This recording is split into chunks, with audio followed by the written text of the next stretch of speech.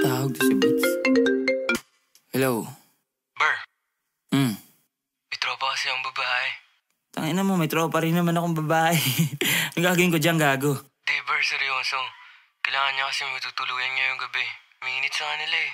Tangina mo naman, Ber, bakit sa akin pa? Mamaya, tusing yan eh. Alam mo namang safety ako gumalaw eh. Tsaka naman papala ako dyan, Ber. Di, Ber. Safety lang to. Pwede pang GV lang. Ikaw na bahala. Sige, tangina, bahala ka sa buhay mo. Papuntahin mo na. Gagangstahin ko na lang yan, ha. What's up, Ber?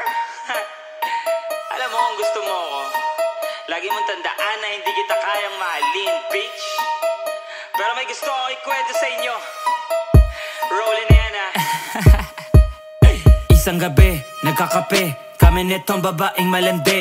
Yan nasa bahay at mata mapungay ang bawat pagkilos di mapakali. Siya'y nakilala ko lang sa akin tropa at wala kong balak na siya'y makante. Gusto ko lang nakasama kasi pati katahimikan nakakarindi. At kaya kami nanood ng palabas, action at drama at nakakatawa. Sumiksik sa akin parang nasa bus sa malaking espasyo na sofa. Pagkat ang movie nakakakaba, pagkat ang dubi namin malubha, tila na o di nakakasuka at pareho kaming alata sa mata. Pagkalipas ng time punta siya ay nag-grave. Paano ang usok ginawa niyang vape? Gusto ng donut at juice, I'm like wait. Wala nang mabilan gabi na late, pero inalo ko na lang siya ng cereal at gatas, ya pwede na yan. Sabi niya sa akin sige nasaan, sabi ko nandun sa ref malamang. Siya'y umi-FT, crunchy like candy, habang ako naman ay nagpo-phone. Tapos biglaan siyang may tinanong, ba't wala kang kasama sa iyong home? Sagot ko why, di ko kailangan ng wife, gusto ko lang maki-vibe. Habang tugon niya lang sa akin ay see, yung kanyang labi ay napapasmile. Siya'y tumayo bigla sa upuan, pumuntang banyo siya ay napaligo. Hanggang ako'y nakatulog na lang, di pa siya tapos amat ko kakahilo. Hinayaan ko na siyang mag-isa, mahimbing na akong nasa sofa. Pero teka kasi maya-maya, ginising ako gamit ang pagtsupa. Nakakabigla ako'y napaatras,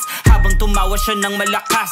Sabi ko bitch ikaw ba'y sigurado? Sagot niya eh nandito na rin tayo. Sabi ko oo nga naman. Sabi dinakma ko kanyang puwet na malaman. Sabi sa akin gago sobrang wild mo palaban. Kahit anong pwesto gusto niya ako matikman. Ang kanyang damit hinubad, labi niya kinagat. Kanyang bat nag-clap ang fat. Gabi ay sinulit at baka di na maulit. Ay gata from beach na brat na trat. Araw-araw blessed so fresh no cap. Harmony yung old taste, my bontag. Siniba ko na pangganto, just last no love. Hindi siya galing sa streets, but she's from club. Pagkatapos si Baken, gusto niya ako sa Baken. Napunto ko sa loob, ang sarap niya lang sa pen. Uminit kanyang ulo, tumingin sa salamin. Alam niya kasi hindi ko siya kaya mahalin, pero kaya kong bayaran. Sabihin mo lang sa akin kung magkano ang kailangan. Huwag mo ko sisihin ang alas, wala sa akin. Ikaw nga itong nagamon, abang ako yun na palaban. Bakit to diba? Mamaya-maya lang, tila nahiya siya. Kasi nabuking yung plan, no la.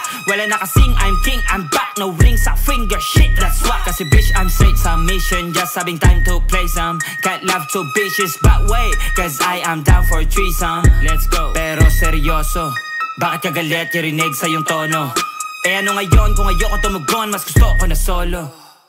Kala ko ba bitch, pang isang gabi lang to, pero bakit parang gusto mo ng trono? Laging tandaan kung gusto mo lang manloko, wag si Maxi Fresco. Wag si Maxi Fresco. Wag si Maxi Fresco.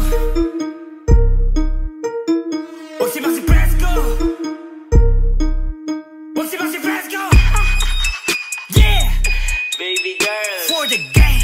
alam mo, FTG, anong akala mo? Ha? pwede naman talaga kitang kantot. Bitch! Pero Wag ako. hindi kita kayang mahalin.